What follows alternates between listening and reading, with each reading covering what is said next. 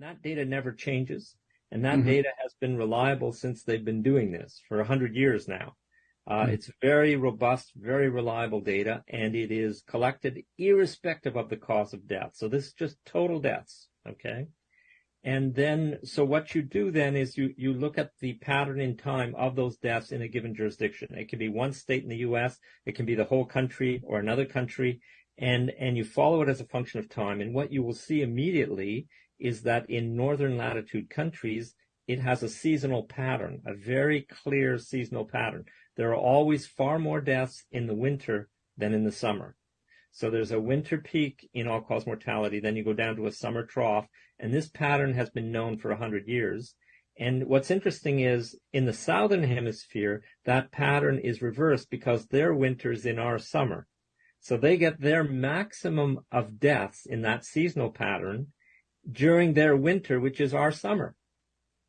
And this is a phenomenon that's well known. It's basic epidemiology. It's been known for 100 years. It's very striking, and it's not completely understood exactly why that is. Okay, there are various models as to why the deaths are always higher in the winter, including deaths that are related to cardiac problems.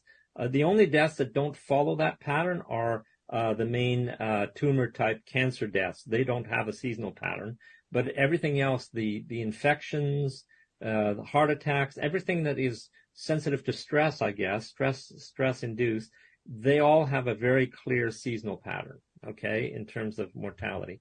And so you know what to expect because you have a pattern that you can see for 100 years, and you can see it up and down and up and down. It's very regular.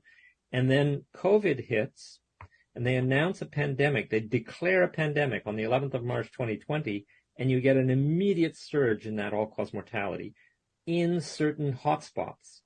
So only occurring in New York, northern Italy, Madrid, Stockholm, a few places like that.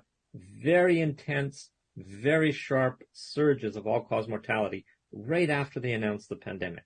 So the fact that it is coordinated, and the fact that the timing of the event is related to a political event, the announcement of a pandemic, and that it is synchronous around the world, and that it's only in those hotspots, from our perspective, this cannot be the spread of a viral respiratory disease, because it's well known that the time from seeding of a new pathogen in a population to when you get an actual surge in mortality, that time is extremely sensitive to the details of the population, of the society, of how they contact each other and so on. And it can vary by months or years even.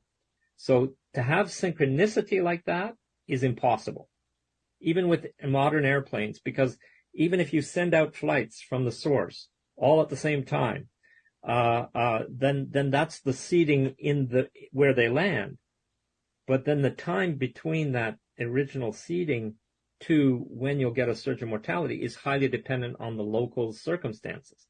So you can't have synchronicity like that. So this was clearly not related to COVID-like spread or anything like that at the beginning.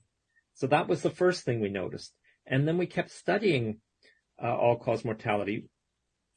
I've written more than 30 papers on COVID-related things, analyzing data and so on.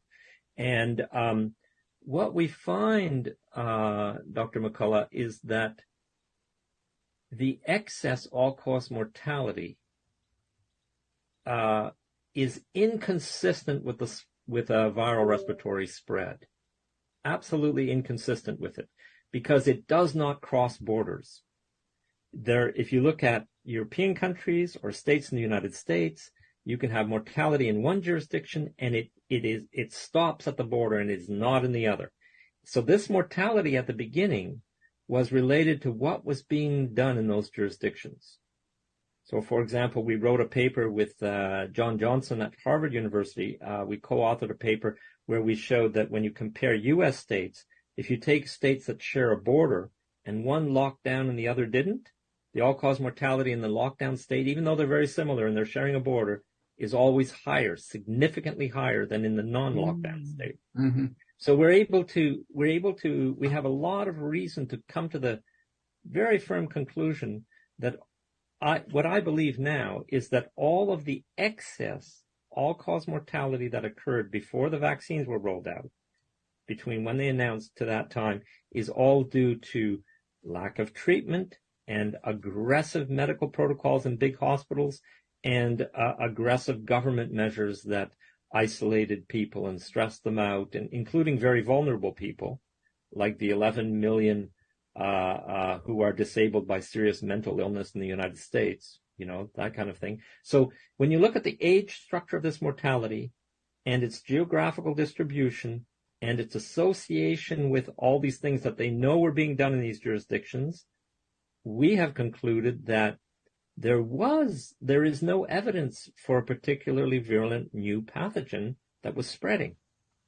That in fact, all of the excess mortality everywhere we've looked in the world can be understood in terms of, this is what happens when you do this to people. This is what happens when you stop treating them for all the usual things that they have, and when you destroy their lives and stress them out and force them to be isolated.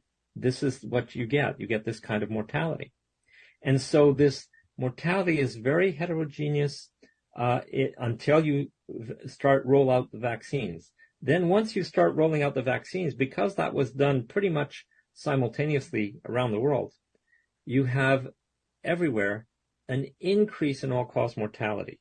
You move into a regime of higher all-cause mortality, and then you stay there while you're rolling out the vaccines. And then every time you roll out a booster, you get a peak, an extra peak in all-cause mortality associated in time with that booster.